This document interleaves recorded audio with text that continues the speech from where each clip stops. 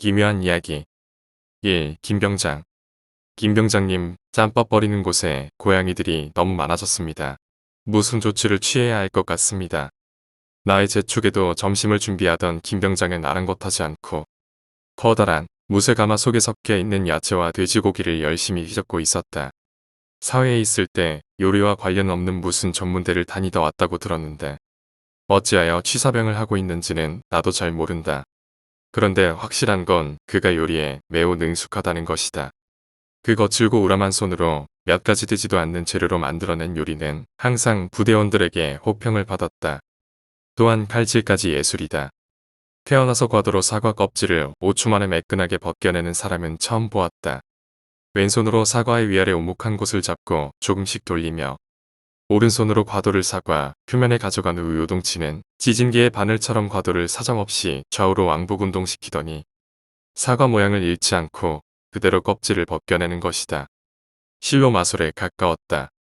근육질 몸의 덩치는 산처럼 무람하여 겉보기에 매우 거칠 것으로 보이지만 성격은 생각보다 내성적이다.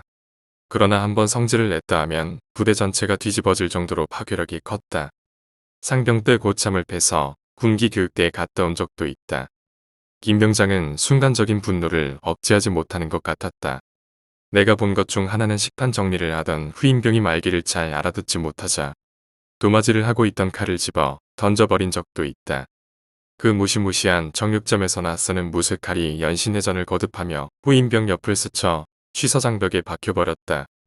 그 뒤로 후임병들 사이에서 망나니 김병장으로 통한다. 그가 앞치마를 두르고 도마 위에서 칼질을 할 때는 아무도 말을 걸지 않는다.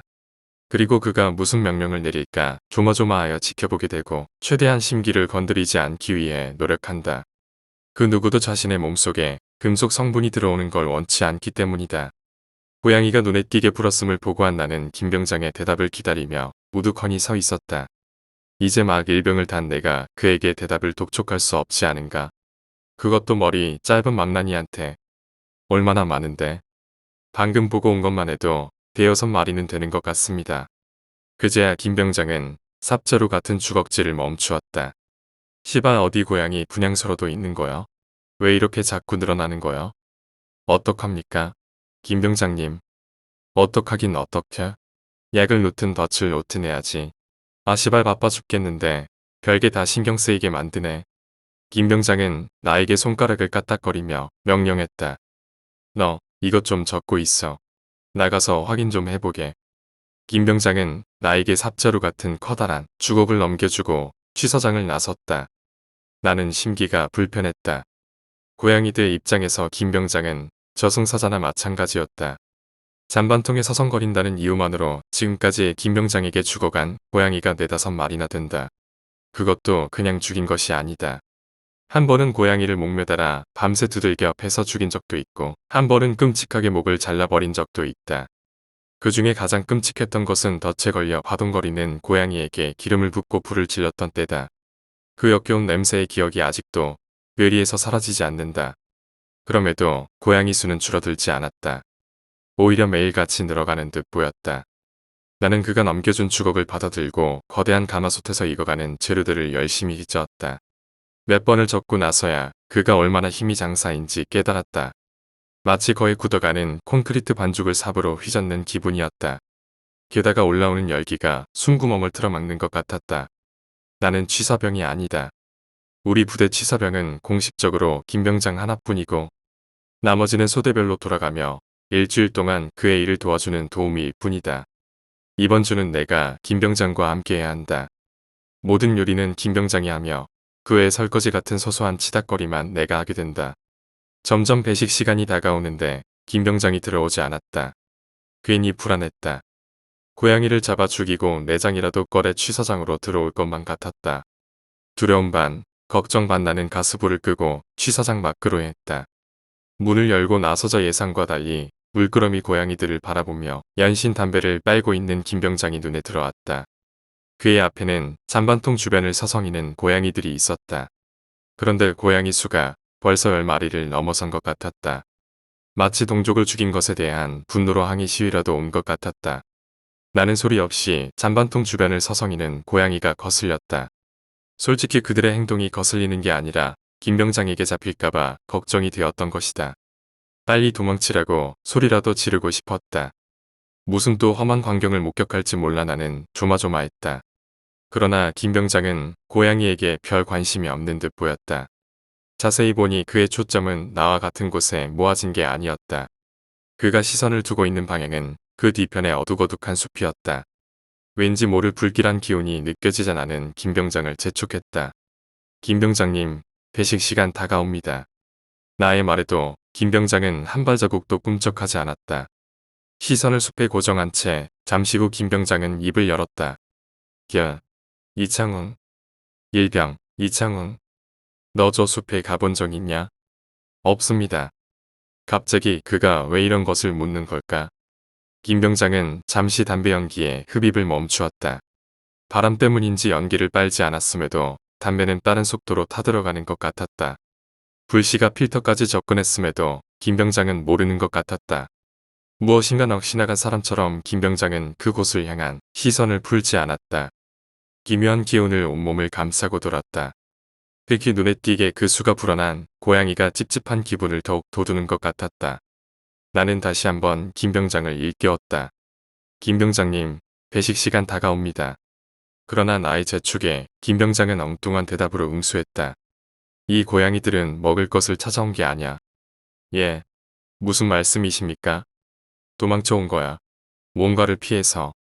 내가 김병장의 정체를 궁금해하기 시작했던 것은 그때부터였던 것 같다. 김병장은 숲을 향한 시선을 풀지 않은 채 말을 이었다. 고기 다 볶았으면 펀에서 배식판에 올려놔. 네, 알겠습니다. 나는 다시 시사장으로 향했다. 고기가 다 익었음을 확인한 나는 엄청난 양의 제육볶음을 배식판에 퍼내기 시작했다. 한참을 퍼내고 있던 그때 나의 눈에 들어온 뭔가가 보였다. 150여 명 정도가 먹을 수 있는 국을 끓일 수 있는 가스버너가 달린 커다란 조리기였다. 구형 오르간처럼 생긴 스테인리스 재질의 조리기구이다. 뚜껑을 열면 아래 빈 공간이 있고 그곳에 여러 재료를 넣는다. 그리고 뒤편에 설치된 가스버너를 켜서 가열하면 국이 되는 것이다. 보통 국이 다 끓어지면 열기를 식히기 위해 뚜껑을 열어놓는데 뚜껑 위 선반에 놓인 검은색 걸레가 눈에 들어왔다. 버너 주변에 이물질을 닦는 걸레인데 본래의 색깔은 검은색이 아닌 것이다. 그런데 조리기 위에 선반도 조리기처럼 스테인리스 재질이라 미끄럽기는 마찬가지였다. 설마 불길한 예감은 적중해버리고 말았다. 꿈틀거리듯 미끄럼을 타던 그 걸레가 국통 안으로 몸을 던져버린 것이다. 헉! 나는 단말마 같은 숨 죽은 비명을 지르고는 내 머리통보다 큰 국자를 들고 국통으로 달려갔다. 그 거대한 국통 속에 담긴 것은 배추 우거지 된장국이었다. 군대에서는 된장국을 간단히 동국이라고 한다. 나는 국자를 이리저리 저어들어 올리며 동국 속에서 걸레를 찾으려 애썼다. 뭐하냐? 예. 김병장이 들어왔다. 배식 준비해야지.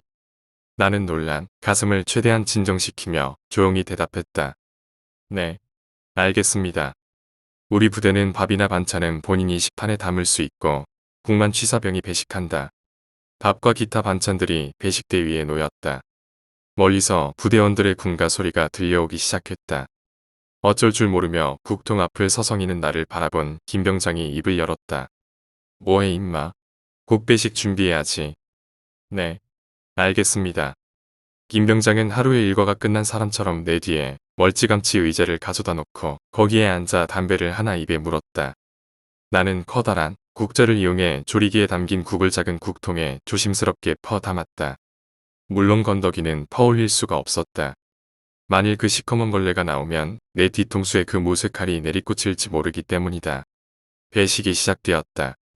나는 국통 속의 국을 작은 국자를 이용해 병사들에게 한 국제식 배식을 했다. 걸레 국물이 섞여 있다고 생각하니 역겨움이 밀려왔지만 지금은 내가 살아야 했다. 몇 분이 지나자 작은 국통이 바닥을 드러냈다. 나는 또다시 큰 국자를 이용해 조리기에서 국을 퍼냈다. 물론 국물만이다. 그리고 다시 배식. 이렇게 반복하기를 서너 번. 그런데 갑자기 말년병장 한 명이 배식판을 통해 머리를 내밀었다. 일명 미친 개로 통하는 김병장 킬러 최병장이었다. 마르고 시커먼 얼굴에 눈 밑에 칼을 맞은 건지 긁힌 건지 모르는 3cm 정도의 흉터 자국이 있는데 그것 하나로도 최 병장의 모든 이미지를 다 표현할 수 있었다. 한마디로 무섭게 생겼다. 최 병장은 김 병장보다 4개월 선임인데 김 병장을 왜 싫어하는지 이유는 잘 모른다. 그런데 항상 최 병장은 김 병장을 괴롭혀왔다. 만일 우리 부대에서 살인사건이 일어난다면 이들 둘이 피해자와 가해자를 하나씩 나눠 차지할 것이다. 최 병장이 나에게 김 병장을 찾았다. 야, 김창식이 어딨어? 왜 그러십니까? 닥치고 오라고 해. 네, 알겠습니다. 미친 개와 망나니 사이에서 나는 별로 할 수 있는 게 없었다. 단지 외줄 타기 하듯 아슬아슬하게 중심을 잡으며 목숨을 부지하는 것뿐이었다. 불려온 김 병장은 최 병장에게 물었다. 왜 그러십니까? 오늘 국 메뉴 뭐야? 동국입니다. 그런데 왜 국에 건더기가 없어? 예, 우거지랑 여러 가지 많이 넣었습니다. 아 씨발, 네 눈으로 봐. 뭐가 있나? 최 병장은 옆에 놓여있던 식판을 들이밀었다. 건더기가 하나도 없는 국물. 말없이 국을 바라보던 김 병장이 나를 돌아봤다. 무서웠다. 그 눈빛. 취사장 살인사건의 피해자가 될 듯한 기분이었다. 나무 토막처럼 나는 얼어붙었다. 너 시발 어떻게 배식한 거야? 그게 꺼져. 배식은 내가 한다. 제가 다시 하겠습니다. 꺼져 시발아. 그는 조리기로 다가가더니 팔을 걷어 올렸다. 언젠가 저 새끼 이곳에 집어넣어 국물을 우려내고 말 거다라고 혼잣말로 중얼거렸다. 그러더니 그의 우악스러운 손에 들려진 커다란 국자가 연신 조리기 속에 우거지를 퍼내기 시작했다. 그 우거지가 들어 올려질 때마다 나는 심장의 기능이 하나씩 마비되는 것 같았다. 그리고 배식. 작은 국통이 바닥을 보일 때마다 김 병장은 나에게 보란듯이 조리기에서 국통으로 건더기를 퍼올렸다. 그렇게 반복하기를 몇 차례 드디어 조리기 속을 휘젓던 국자를 따라 길고 시커먼 무언가가 따라 올라왔다. 그걸레였다. 심장이 멎는 것 같았다. 김 병장도 어이가 없는지 부릅뜬 눈으로 그것의 정체가 무엇인지 확인하기 바빴다. 몇 초가 지났을까? 김 병장이 갑자기 고개를 휙 돌려 나를 바라보았다. 김 병장은 잠시 나를 노려보더니 입을 열었다. 넌 못 본 거다. 그러더니 국자에 걸려 나온 그 시커먼 걸레를 조리기 안으로 깊이 쑤셔 넣었다. 이 새끼 도대체 뭐하는 놈이지? 나는 행여나 머릿속에 생각이 입 밖으로 튀어나올까봐 입을 굳게 다물었다. 이 기억. 자정이 넘어서자 5초소 주변으로 짙은 어둠이 피어올랐다. 원래 취사병 도우미는 근무를 열애시켜주는데 부대원 며칠 파견 훈련 나가는 바람의 인원이 부족하게 되었다. 조금 전까지만 해도 달빛이 조명 역할을 해줬었는데 그마저도 이 깊은 산 중에서는 오래가지 못하고 능선 뒤편 어딘가로 사라져 버렸다. 전방을 주시하고 있는 나의 뒤에서 초소 바닥에 엉덩이를 깔고 앉아 전상병은 손톱 손질에 여념이 없었다. 상병 마루봉인 전상병은 부대 내에서 군기 담당병으로 불렸다. 나는 늘 생각하는 것이 있었는데 우리 부대 고참들은 하나같이 다 무섭게 생겼다는 것이다. 전상병도 마찬가지였다. 도대체 전상병은 어디서 선텐을 하는지 얼굴은 시꺼멓게 그을려 있었고 까맣게 그을린 울퉁불퉁한 감자덩어리에 2개의 칼집을 낸 것처럼 찢어진 눈이 위치하고 있었으며 눈알의 크기를 짐작할 수 없을 만큼 두툼한 눈꺼풀이 눈알을 덮고 있었다. 세상의 모든 것을 다 먹어치울 듯한 큰 입과 그것의 균형을 맞추기라도 하듯 두툼한 입술이 막대 풍선처럼 포개져 있었다. 그러나 우악스러운 외모와 어울리지 않게 상당한 학구파였고 명문대를 다니다 온 사람이었다. 쥐 죽은 듯한 정막 속에서 사각거리는 손톱 갈리는 소리만이 지금 들려오는 유일한 소음이었다. 야 이창웅. 일병 이창웅. 심심하냐?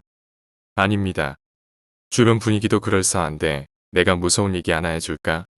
무슨 얘기 말입니까? 이 오초소가 왜 있는지 아냐? 모르겠습니다. 갑자기 전상병은 내 뒤에서 기분 나쁜 웃음소리를 내뱉었다. 지금 내 뒤에 있어 볼 수 없지만 그는 분명 그 두터운 막대 풍선 사이로 누런 이를 드러내고 웃고 있을 것이다. 그러고 보니 이 오초소는 조금 이상했다. 특별히 경계를 해야 될 시설물도 없고 사람들이 드나드는 곳도 아니었다. 게다가 더 이상한 건 부대와 너무나 멀리 떨어져 있다는 것이다. 좋게 눈짐작으로 보아도 부대 막사로부터 200여 미터는 넘게 떨어져 있다. 도대체 이런 고립된 산 중에 누가 초소를 만들 생각을 했던 것일까? 전상병이 이야기하기 시작했다. 내가 자대 배치를 받고 얼마 후에 일어난 일이야. 부대에 정한수라는 이등병이 전입 왔어. 운전병 후반기 교육을 받고 온 놈인데 미미럴 자대 배치 다음 달에 일병을 달더라고. 내가 자대 생활을 2달이나 먼저 하고 있었는데 졸병이라고 온 놈이 내 고참이었던 거야. 기분 더러웠지. 그 자식은 체격도 왜소하고 삐쩍 말라서 힘도 없는 데다가 약간 모자란 놈이었어.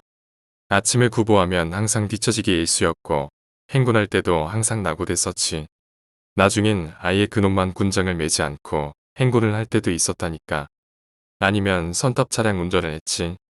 일하는 것도 지랄 맞도록 느려 터졌고 항상 쉬운 일만 맡아서 했었지. 그놈 때문에 우리 동기들이 무지하게 고생했었지. 그놈이 할 일을 우리가 대신했었으니까. 게다가 말도 어눌해서 졸라 불쌍해 보였고 우리에게 고참 대접도 받기 힘들었지. 혹시나 사고라도 나서 죽을까봐 대대장은 그놈을 특별관리 대상으로 삼았지. 특별관리 대상이 뭡니까? 별거 아냐. 군대 부적응자가 혹시나 자살이라도 할까봐 감시병을 붙여두는 거지. 감시병이 고참이면 생활이 힘들 것 같으니까 보통은 같은 동기를 감시병으로 붙여두지. 그놈이 어딜 가든 쫓아다니는 거야. 심지어 화장실 가서도 감시병이 밖에서 1분 간격으로 노크를 하지. 보통 화장실에서 자살을 많이 하니까 살아있나 확인하기 위해서 그러는 거야. 그 자식 실제로 손목에 칼로 그은 듯한 흉터가 몇 개 있더라고. 전상병은 무슨 생각이 떠올랐는지 잠시 손톱 손질을 멈추었다. 그런데 그놈 진짜 이상했어. 소름 끼치도록 말이야. 전방을 주시하고 있는 내 뒤에서 진지한 말투를 내뱉고 있는 전상병이 왠지 무섭게 느껴졌다. 차라리 계속 손톱 손질하는 소리를 내주길 바랬다. 그 자식은 이상한 부적 같은 것을 항상 몸에 지니고 다니더라고. 어떤 건 모자 속에, 어떤 건 군화 속에, 어떤 건 군장 속에 알고 보니까 걔 엄마가 무당이라고 그러더라고. 몸이 약한 아들이 군대에 있으니까 엄마가 정성 들여 부적을 써줬나 봐. 그런데 그건 우리가 보는 일반적인 부적이 아니었어. 종이도 붉은색인데다가 문양도 글자가 아니고 무서운 괴물 형상 같은 그림이 깨알같이 그려져 있었지. 아무도 그 부적의 용도에 대해 묻지 않았어. 보는 것만으로도 기분 나빴어. 게다가 특별관리 대상이라 아무도 걔한테 가까이 가려 하지 않았지. 걔한테는 연기가 느껴졌어. 그 썩어가는 몸뚱어리에 쓸만한 거라곤 눈이었어. 눈에서 무서울 정도로 광채가 돌았지. 사람을 꿰뚫어 보는 듯한 그 두 눈. 그런 어느 날이었어. 여기 우초소 자리는 원래 디산의 능선 줄기가 끝나는 곳이었지. 토질이 마사토라서 부대에서 이곳을 파내어 연병장이나 비포장도로에 깔기로 했지. 단순히 삽질로 능선 줄기 하나를 파낸다는 건 애초에 불가능했어. 그래서 대대장이 공병대에 요청을 해서 포크레인이 한 대 왔지.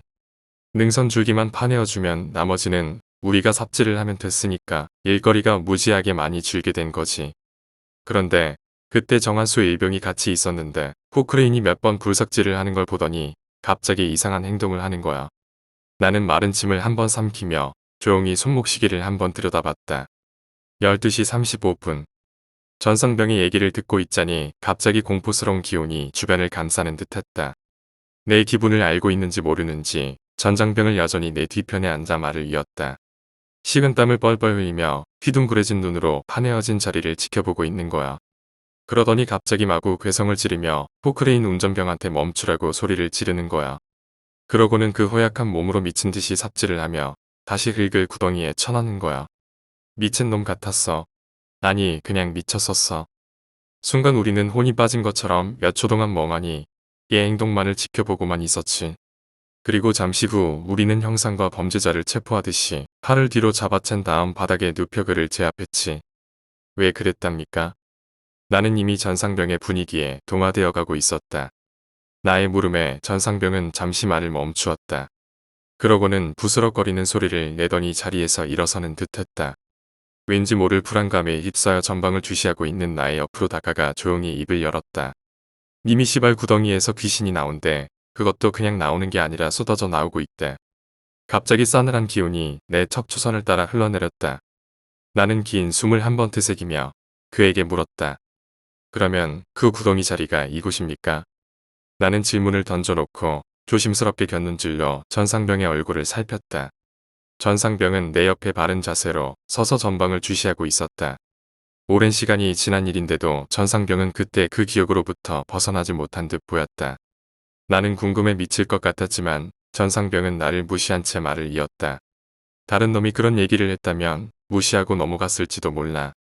그런데 정한수 그놈이 그런 얘기를 하니까 다들 맥반석 위에 오징어처럼 오그라들었지. 전상병은 긴장이 풀렸는지 잠시 긴 숨을 내뱉었다. 작업은 중지됐어. 대대장이 직접 공병대에 부탁해서 포크레인까지 동원된 작업이 중단된 거야. 같이 있던 소대장도 사색이 돼서 지금의 상황을 어떻게 해석해야 하는지 모르는 것 같았지. 선택할 수 있는 것은 두 가지뿐이었어. 대대장에게 욕을 처먹는 걸 각오하고 작업을 취소시키거나 아니면 정한수 말을 무시하고 계속 파내려가는 거였어. 어떻게 했습니까? 나와 나란히 같이 서 있던 전상병은 고개를 돌려 나를 쳐다보더니 음흉스러운 미소를 지으며 답을 했다. 그냥 파지. 나는 마치 그때 그 연장에 있었던 것처럼 가슴이 두근거렸다. 그냥 팠어. 아무 일도 없었다는 듯이 계속 삽질을 하면서 우리는 걱정되는 마음에 서로의 얼굴을 확인했지. 아무도 입을 열지 않았지만 모두들 같은 마음이었지. 아무 일도 일어나지 않기를 바라는 마음. 예정대로 마사토를 트럭에 퍼담아 연병장에 깔았어. 그 일병은 어떻게 됐습니까? 근신 조치되었어.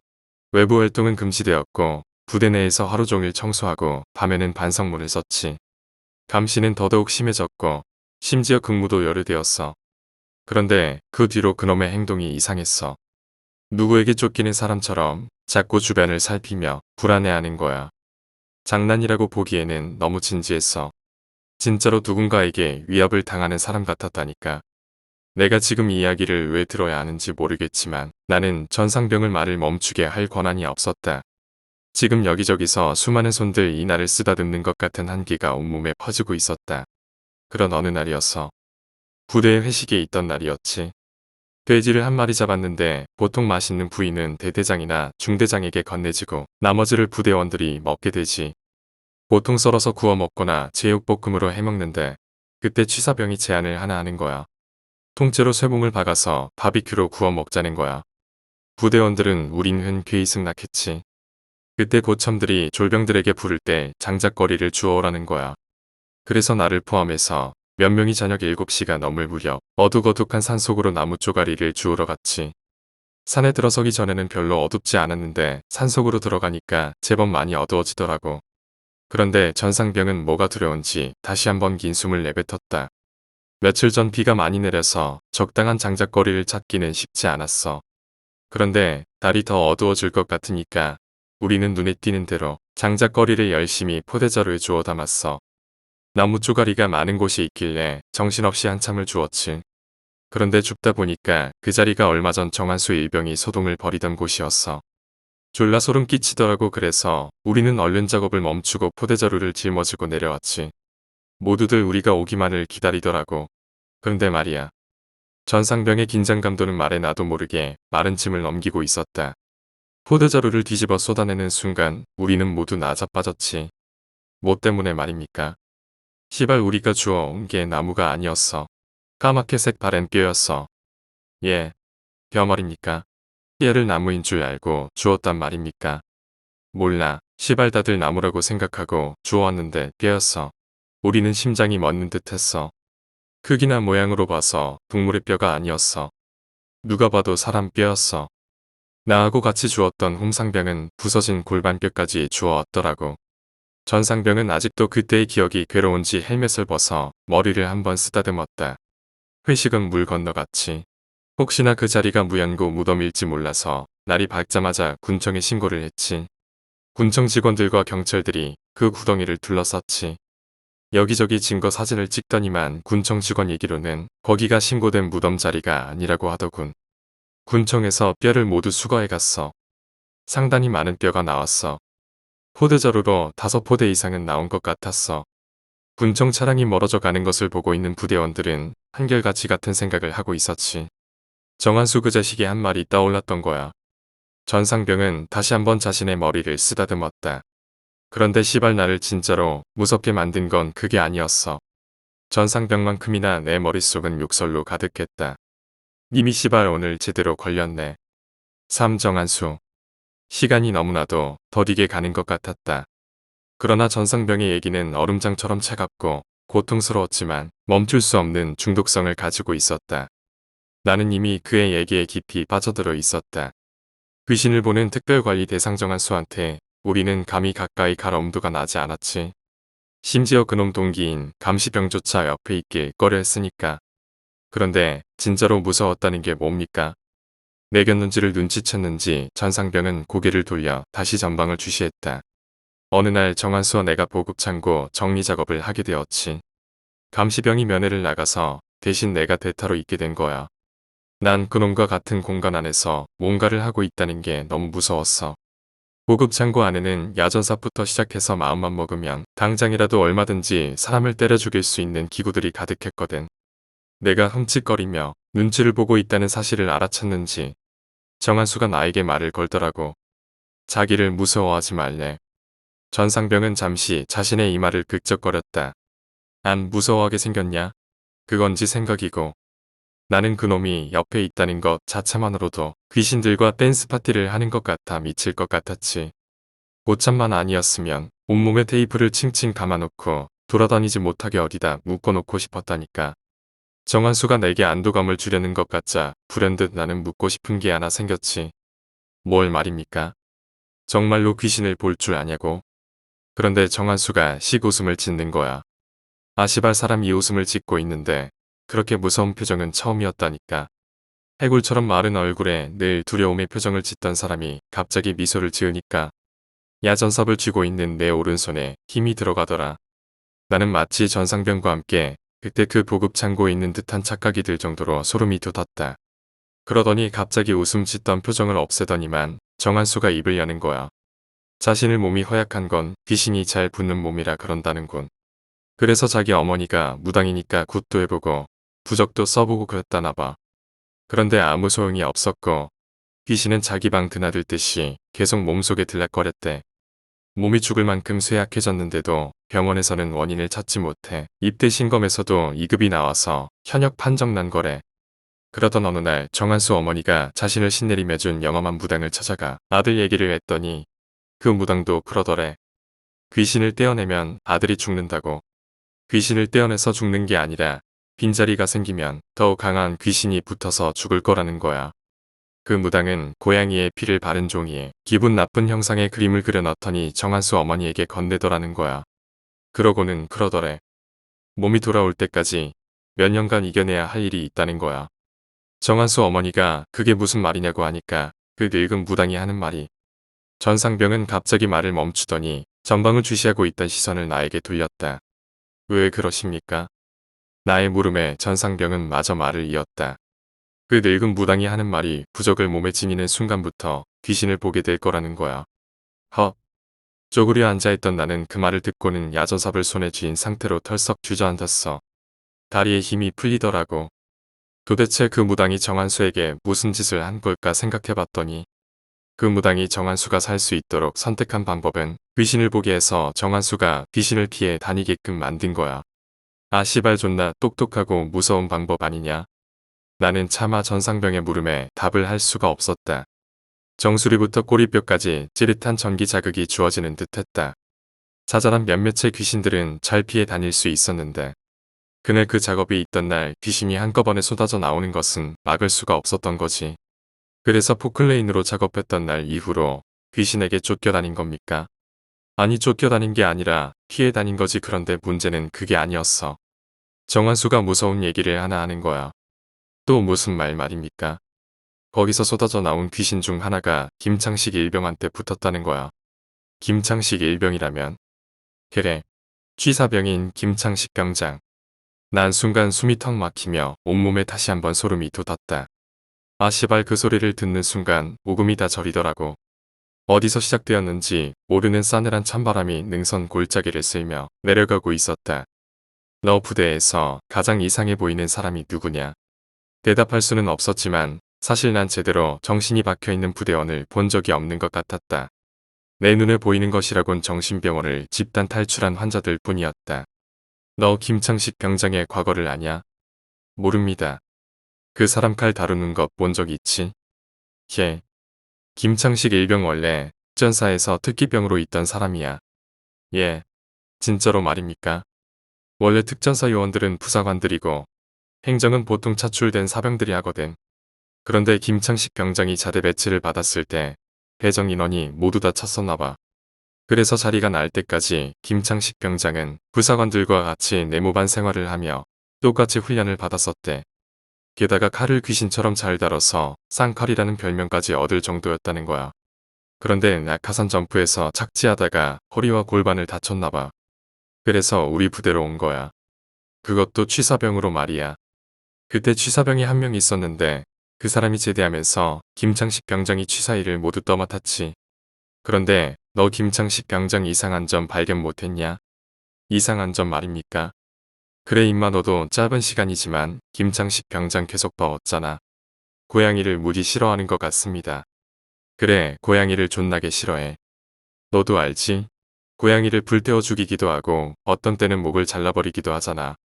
너 이 부대 오기 바로 전에 존나 쇼킹한 일이 한 번 있었다. 지금도 쇼킹한데 뭐가 더 쇼킹하단 말인가? 사단본부에서 취사 검열이 나왔어.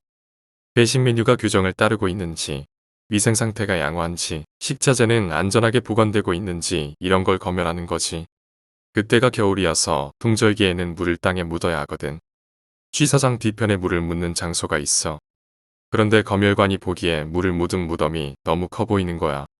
검열관을 보좌하던 선임마사도 의아해했지. 갑자기 무슨 생각이 들었는지 검열관이 그 흙무덤을 파보라는 거야. 그때 김창식 병장 얼굴이 약간 일그러지더라고. 땅이 꽁꽁 얼었는데 그걸 판다는 건 쉽지 않았지. 결국 곡괭이와 산만으로 그걸 팠어. 그런데 무가 묻혀있는 층 위에 큰 포대자루가 나오더라고. 거기서 뭐가 나왔는지 아냐? 고양이 말입니까? 아니 고양이, 뼈 그것도 살을 발라낸. 그 살은 어디로 갔을까? 그것도 취사병이 발라낸 살. 나는 순간 토가 나올 것 같이 속이 부글거렸다. 김창식 병장은 자기도 모르는 일이라고 하더라고. 어떻게 보면 아주 심각한 일이 될 수도 있었는데 신경통에 효험이 있다고 해서 고양이 고기를 먹는 군인들도 있거든. 결국 경고 조치로 끝났지만 다들 알고 있었지. 누가 그런 짓을 했는지. 다들 수군거렸지. 언젠가 김창식 병장은 고양이의 저주를 받아 죽을 거라고. 고양이만 보면 눈깔이 뒤집혀. 미친 사람 같아. 그런데 말이야. 그 사람 처음부터 그런 게 아니었어. 정한수가 나한테 그 말을 해준 이후에 김창식 병장이 그렇게 변해가는 거야. 정말로 귀신 씌어서 그런 겁니까? 개나 고양이들은 귀신을 볼 줄 안다고 하잖아. 자신을 알아보는 존재를 다 죽여버리는 것 같아. 오늘 낮에 있었던 김 병장의 기이한 행동이 오버랩되면서 불길한 생각이 머릿속을 맴돌았다. 나는 마른 침을 간신히 삼키며 전상병에게 물었다. 그 존재가 사람이라면 어떡합니까?